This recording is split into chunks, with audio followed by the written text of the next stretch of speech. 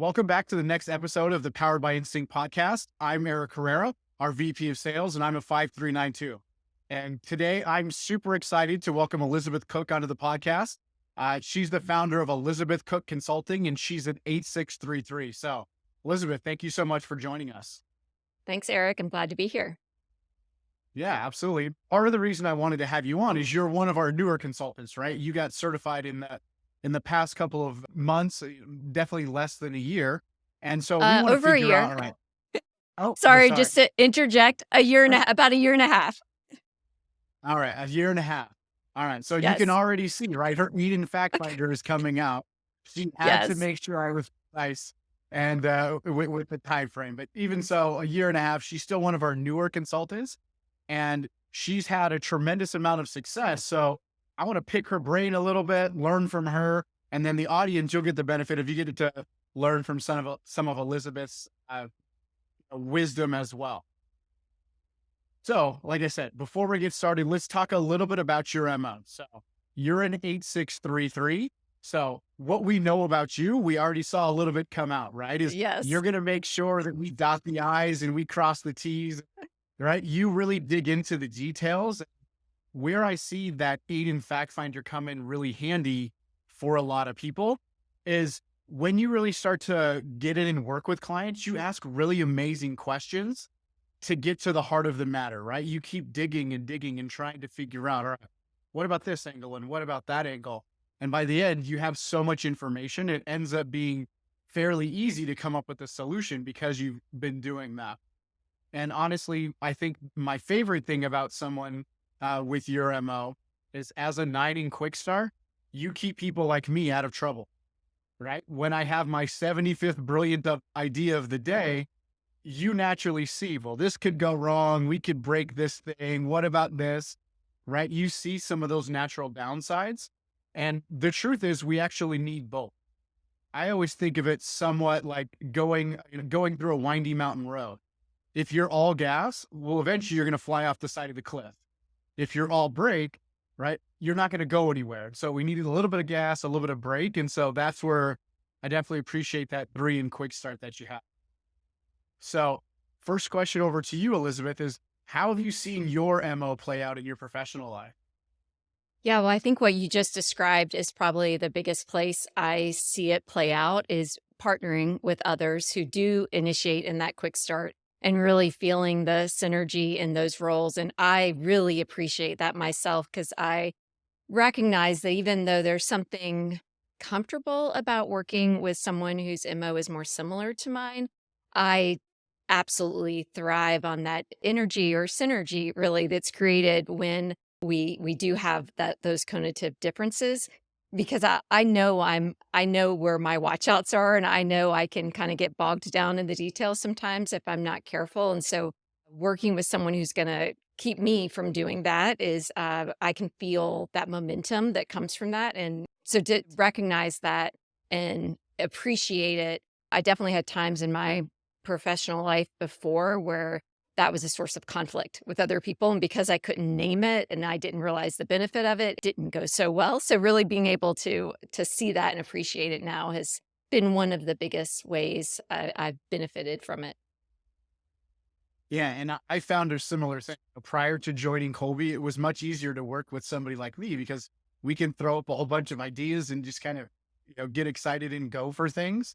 But you do need that healthy balance. And when someone pushes back in your head, you're naturally, why wouldn't they want to take on this new amazing challenge? And once you realize, oh, they're seeing something that I'm not spotting and you appreciate it, makes it that much more valuable. So kind of the inverse of what you were describing. Equally, right? Again, it's our superpowers when we start to work with people that are different than us. So I know you don't just work. I know you have a personal life. So how is your Colby result, or what has it done for you in your personal life? Yeah, that's been, gosh, just as much as my professional life, if not more so. This is a story that I'll share that I share a lot when I do team trainings. I have three daughters who are all adults now. They're between the ages of 20 and 23. And one of my daughters has always said for years that the other two are I'm sorry, the other two have said one is the favorite child. And my husband and I have always like argued against that and have said, where is that coming from? And we've looked at every other explanation for why they're saying that. There's nothing in their academic performance or even their hobbies and what they like. There's nothing that would indicate why the other two are both so certain that this one is our favorite. Well, when I got certified a year and a half ago, and I apologize for interrupting you, Eric, I just thought that might help demonstrate my Kolbe. And so, anyway, when I was Totally first okay. certified, I had them all take it. And we've taken lots of different assessments and aligned on different ways with different ones. And on the Kolbe, it was so clear why the two thought the third was the favorite, because my husband and I are almost conative twins. We're just one number apart in two modes. And the quote, favorite child is almost exactly like us, and particularly in the quick start mode, which is where the other two, my husband and I, well, I'm a 3 and he's a 4, and the favorite child, and again, I need to specify, I'm putting quotes around that because I'm not embracing that, but she is a 3 in quick start also. And the other two initiate in quick start. They're 7s and 8s. So naturally, in terms of parenting, of course, when they're like making decisions and trying to solve problems, and two of them are jumping in and figuring it out as they go and not making the plan. And my husband and I are getting all of the details and making the plan and removing the uncertainties along with the quote favorite child. It looks like, I mean, I suppose we were biased towards her approach because that just made sense to us. For both of us, that's how we approached it. And that's how she did. So of course it was rational. It made sense. It seemed like she was, moving in the right direction, where the other two, we were more frustrated. So it really helped understand. And that constantly comes up, even though now I've had that knowledge and been working with it. That constantly comes up in conversations with them in terms of trying to guide them, or when they're asking me for advice, to really think about it through their lens and not my own. Yeah, and that's a common thing, especially for parents, right? Because you want to help your kids and you want to give them useful advice. But if your Colby results are the exact opposite or pretty close to the opposite, sometimes that advice that you're giving them is actually hurting them even more. And Yes. so being able to make that adjustment has helped. My daughter is a 6 in implementer, and I still do not like crafting, but at least now I understand why she crafts as soon as she wakes up in the morning, because she needs to get her hands on and start building and putting some things together. That's great. All right. So, so we've talked about, right, how you're starting to use it in your business a little bit, how you've used it with your family. How did you first learn about, or how did you first discover Colby? Yeah, I was first introduced to it by Natalie Ekdahl of BizChicks, and she talks a lot about it. She uses it in her work in her coaching program with clients. And I was starting working with her, and I had heard her talk about it enough to, I know we're not supposed to guess, but to guess that we probably were at opposite ends on the continuum of quick start. So as we were talking about working together, I went and took it and shared the results with her, because I did want to be really clear up front about expectations of what it would be like to work together. And so that's when I was first introduced to it. And that was, gosh, more than 4 years ago now, almost 5 years ago. Perfect. And so tell us a little bit more about some of the work that you do with your clients.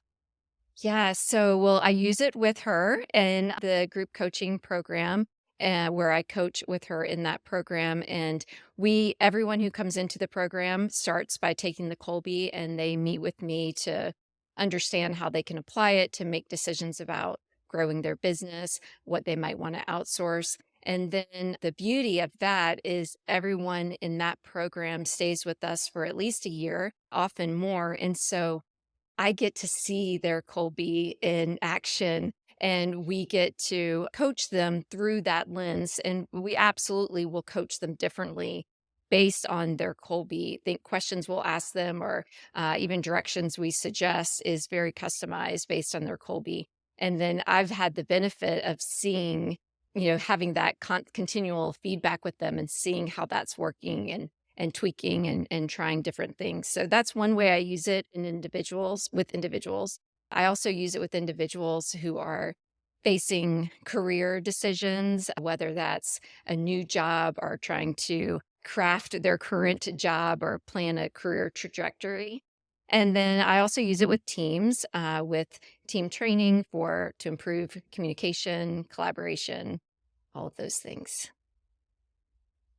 Nice. So you're really kind of getting in there. And it sounds like some of the work that you're doing with your daughters, right? What do you want to be when you grow up? You're actually helping some of your clients with that as well, even though they're already technically grown-ups, right? Because there are a lot of professionals that reach that intersection in their life at some point where they do I keep going down the same path? Do I adjust? Absolutely. That is exactly what I'm seeing. A lot of people who are sort of in the middle of their career and maybe they started out on a path because of how it looked on paper or their parents' influence. And now that they have a chance to, especially with everything happening in the world of work right now, they have a chance to really they're taking a broader view of how they view their work and what they want from their work and are really looking at this bigger picture view of how is work how can I thrive in my work and contribute at my best and not dread it every day and really proactively looking at that. So that to me is one of the most exciting ways to one of the most exciting applications of Colby is that job alignment. Absolutely. And so what made you pick Colby over, one of the many other assessments that are out there? Yeah, that's a great question because I really did look at several. I am a assessment, I've done them all, I feel like, and I really have gotten a lot of value from all of them. And I was specifically looking for something that I could use professionally. And what it came down to is I felt like Colby compared with some of the others, I felt like Colby seemed more appropriate for workplace discussions because it's even though it's focused on how you operate, right? So we're not talking about your deepest fears or what you are afraid of. It's very much action focused, how you take action. And so I felt like it was really in alignment with how I wanted to use it in a workplace setting. And I also liked that it was simple in that there are 4 modes. So I felt like it was something that people could get a handle on beyond just the individuals they're working with right now. Because once you understand those 4 modes, you can apply it to anyone with whatever Colby they have. Yeah, but you mentioned the appropriateness and some of the other assessments. One that we talk about here in the office sometimes is love languages, right? And so we've all taken that assessment. So my love language is physical touch. Well, that does my boss, Amy Bruschi, little to no good whatsoever, right? Because Yes. if she uses my love language, then that's a serious HR issue. And Yes. so that's where, right, as you're starting to pick assessments, you have to think, all right, what is the application of it? If you're looking for something in the workplace, how you get stuff done is very applicable for sure. Yes. So as you were building a business, how did that 83 or 8633 really come out? Or how did you begin to use it to grow? Yeah, that is something I am constantly asking myself and something I run into a lot with the entrepreneurs I work with because sometimes they'll say, can I still be an entrepreneur if they have this kind of, initiating and fact finder follow through more similar to what I have, or particularly that resistant on quick start. I think sometimes people think that you have to initiate and quick start to be an entrepreneur. And that hasn't been, that's not what I've seen at all. It's going to look different for sure. It's not for me. It's, the way you would build a business, Eric, and the way I would be totally different. And for me, it's not going to be, I'm not going to just jump in and try a bunch of things and, build 3 different businesses in a year and a half or something. It's going to be more methodical and I am going to start with getting a lot of information. But I guess how it's helped me the most is where before I might have gotten stuck in my fact finding, now I just look at it like, okay, what else do I need to know? And what's the best source for getting that information? And sometimes that does look like trying something. And that's part of fact finding, is trying it. But when I look at it that way, instead of thinking like, I think before I used to think I have to know this is going to work before I try it. Well, now I look at trying it as part of my fact finding. Like, well, I can't possibly know how much I'll enjoy doing this until I try it once or twice. So I'm like I'm putting that as part of my fact finding. Does that make sense? Yeah, absolutely. And that's a great example because as you know, if you're a, 7, 8, 9, 10 in fact finder, sometimes you can get a little wrapped around your own axle or suffer from some analysis paralysis. So you're basically just shortcutting it by saying, hey, experimentation is part of my learning process. Exactly. Yeah. And I think the other thing that really, I was probably a year into being a consultant, even. So this is a relatively new insight for me. Is I've often struggled with decisions. And I think in the past, I struggled because I knew I wasn't ready to make a decision, but so I would try to solve it by asking the people around me. And then that wouldn't be satisfying, and so I would kind of get stuck there, and other people seem to be ready with the decision. Other people seem to think I should be ready. And once I started looking at it through that fact finder lens, like, well, what else do I need to know? I've changed who I ask. So I'm not just asking whoever's around me. I'm asking, well, what do I need to know still? Like, what don't I know? And then what's the best source for that? So it moves me into action. I'm not like just asking people. I'm figuring out what's the next best information I need and what's the best source for it. So it feels much more active and not stuck. Yeah, that's a fantastic way to go about it for sure. So let me ask you this. So you've kind of gone through this year and a half experience of using your cognitive strengths and building your business. What advice would you give out there to other coaches and consultants about using the talents that you have to build a business?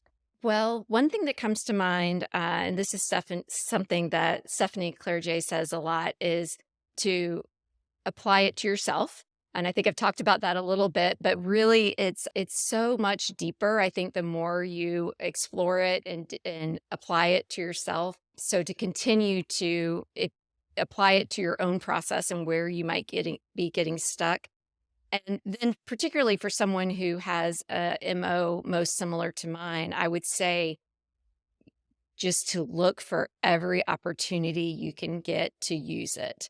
Because I know in the beginning for me, I was certified, I think it was in September, and I had already worked with Natalie for using it in Six Figures Lab, the group coaching program. And we had already arranged that. And she just said, let me know when you're ready and you can start having those calls.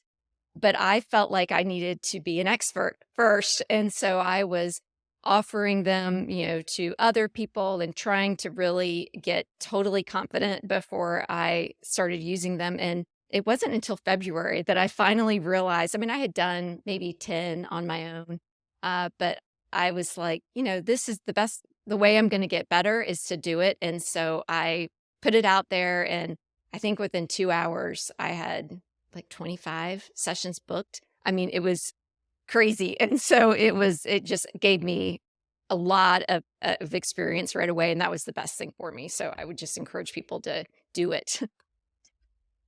Yeah, and again, right, start if you can, start with a low threat audience, whether it's friends, family members, colleagues, a mentor, people that know that you're new at it, you're still learning. The key is you know way more than they do already, and the information is so great that they're going to be amazed almost 100% of the time. And so if you can kind of build that in and then you build that confidence with people that know, like, and trust. Then when you go out to the real world in air quotes, right, and start using it with actual clients, it makes it so much easier. Yeah, absolutely. So you mentioned you got certified back in September. So, for anybody out there that's thinking about becoming certified, can you walk them through what that process was like from the client side? Yes. So, well, for me, probably because of well, this is kind of funny. I questioned my 8 in Fact Finder, which is probably not atypical of an 8 in Fact Finder.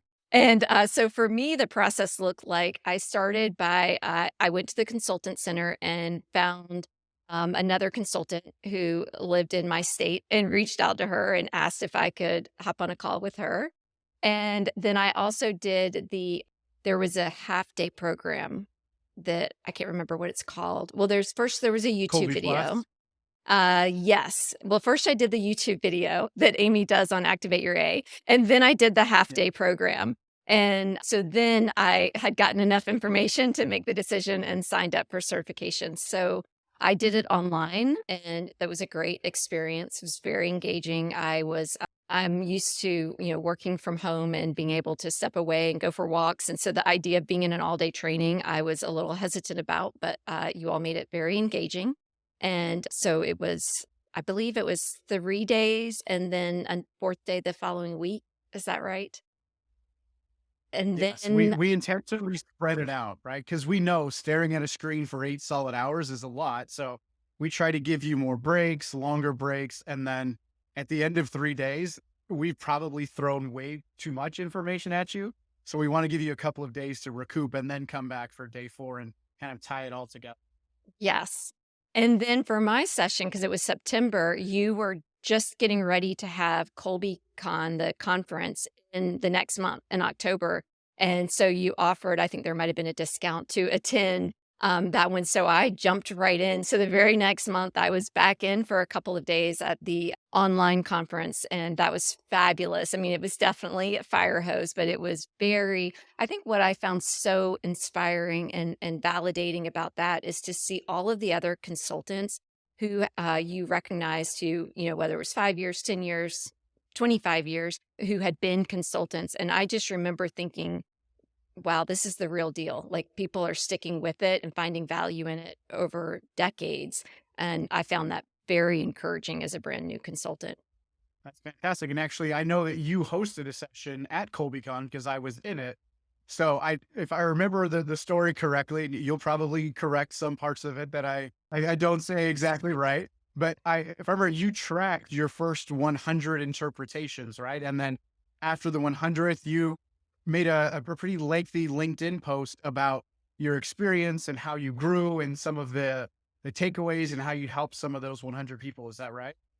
Yeah, and that was really a way for me to counteract that in fact finder who didn't want to start until I, felt like I was an expert. So instead, the way I kind of encouraged myself and kept myself motivated was by tracking it. So I ordered on Amazon, a big hundreds chart and just checked off every single one. And that helped me, even if I felt like, oh, that one didn't go as well as I wanted, or "Oh, I wish I had said this, I could go check off the number, and so it felt like that was what really helped keep me going, even if I didn't feel, totally ready the whole time. It was very motivating for me, so yes. Yeah, and it definitely, I'm sure it helps with your confidence too. If you're nervous before you get on a call, to look at your card and go, "Hey, I've already done 25 of these, 47 of these, whatever it is. Like, I got this. I can figure it out." Yes. Yeah, I would highly recommend that for new consultants. It was very energizing for me. And if I remember correctly, right, that post got a fair amount of traction online. Is that right?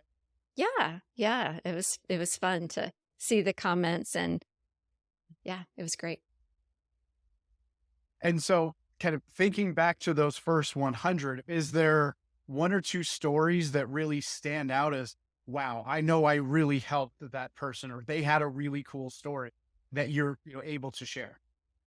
Yeah, I remember the first one where someone cried, and I remember you all talking in certification about that happening, people crying when they got their results, and for me, that wasn't my experience getting my results, and so I was a little cynical maybe that that would actually happen, and I remember the first time someone cried, and she had said that she had had a previous corporate career and that this explained why that never felt right for her, and she actually described it, I remember it, I've used this example so many times since, as it felt like she was wearing a really itchy sweater, the way she was required to work, She initiates and quick start and resists and follow through.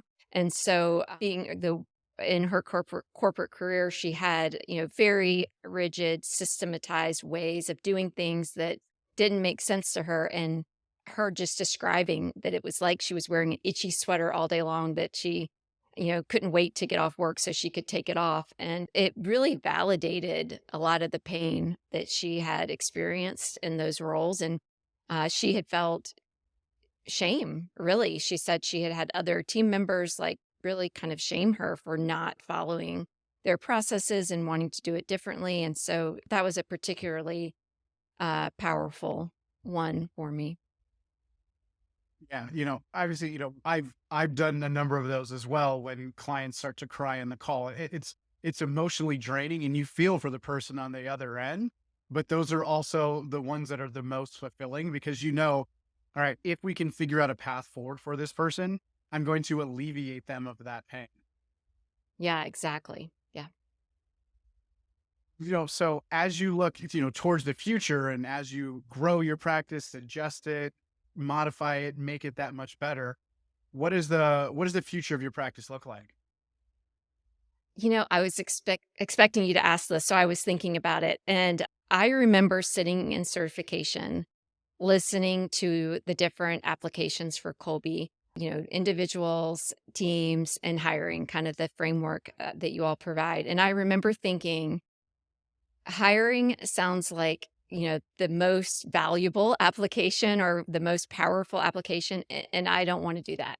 Like that, I almost, and also it came probably, I think it was the last one. So I was already on overload. And so I remember thinking, like, okay, I'm going to kind of sit back on this because I'm not going to use it with hiring. Well, in the last month, I have offered to use it with hiring with about three different clients, people I already know. I've already been working with their teams. And I think at the time when I was in certification, I felt like that seems like such a big responsibility to use it in a way that, might be excluding someone from an opportunity based on this assessment. It seemed like such a big responsibility. And I think now what's happened is particularly working with people who are in career transition and, using their Colby and coaching them and making some of those career decisions. I have seen it's so validating. Like almost always when someone is miserable in their role and they're dreading going to work every day, when we do that A and B, it shows up there.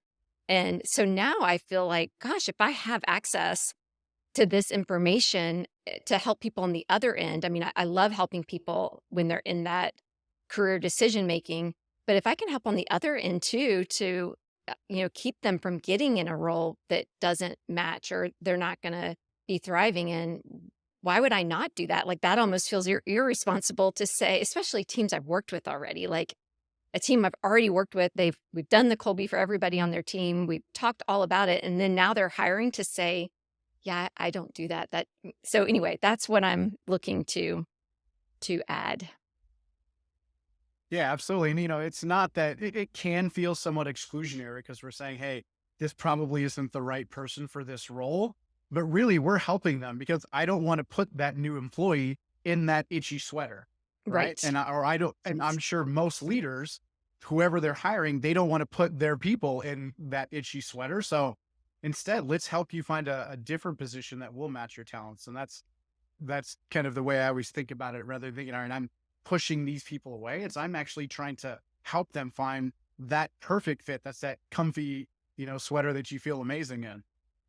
Yeah, because if it's not, they might, I mean, I see what happens to people on the other side of that. They don't know that's the reason. And so there's so much junk that comes up for people when they're in a job that feels like an itchy sweater, and they may take a long time to leave, and it can really be a setback for them. So yeah, I think it's whether on either side of it, using it Colby for job fit is a really powerful tool. Yeah, absolutely. And so you kind of, you're moving towards that direction, helping your clients even more and more. So if you had to narrow it down and just choose one thing that you wanted people to know about Colby, what would it be? I think I would say try it, try it, get your Kolbe results, and ideally the results of someone else that you work with closely, because that is what really helps you see the difference, because we are so biased in our own view. That's all we know. So when you see someone else's, and it helps reveal kind of things that you've already been experiencing. I would just say try it. Like, I don't need to prove to you that it's true. I think the tool is strong enough to prove itself. So try it and see how. I would suggest working with a consultant, whether it's through Kolbe or some other consultant, but having someone. I know when I first took it, I just looked at the report and it wasn't the audio is wonderful and that certainly helps, but having a conversation with someone who can help pull out specific examples and answer your questions really will help it come alive for you more. So I would just say, try it and see if it's true for you. And if it's not, you haven't wasted much. And if it is, it could be a really powerful tool to help you professionally and personally. Absolutely. And, I'm sure there are people out there listening that are thinking to themselves, hey, I'm maybe in that career transition phase, or I want to figure out how should I build a business? If somebody wants to work with you, Elizabeth, what's the best way to get in touch, connect with you, those types of things?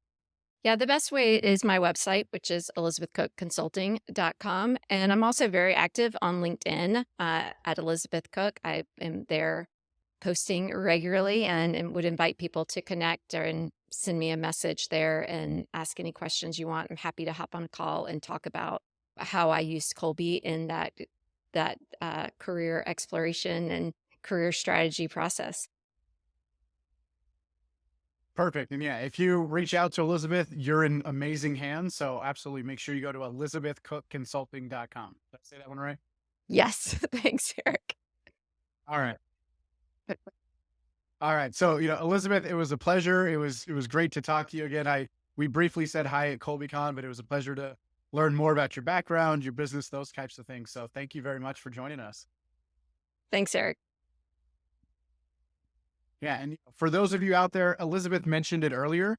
The best thing to do if you have not experienced Kolbe yet is go try it. Take your Kolbe A. So easiest way to do that, go to Kolbe.com, click that purple button in the upper right-hand corner and answer those 36 questions. You will get the amazing results. You'll understand how you naturally solve problems. For those of you that are interested in becoming a consultant like Elizabeth, you can go to Kolbe.com as well and learn more about other consultants like Elizabeth, our whole process, and everything that goes into that. So, Elizabeth, thank you again for your time. For those of you that are listening, thank you for spending some time with us, and we'll see you on the next episode. Thanks for checking out this episode of Powered by Instinct. This show is brought to you by Kolbe Corp, a company that helps leaders and organizations thrive using the only instinctive strengths assessment on the market. If you enjoyed this episode, then follow Powered by Instinct wherever you get your favorite podcasts, or join us online at kolbe.com/podcast for all the latest episodes.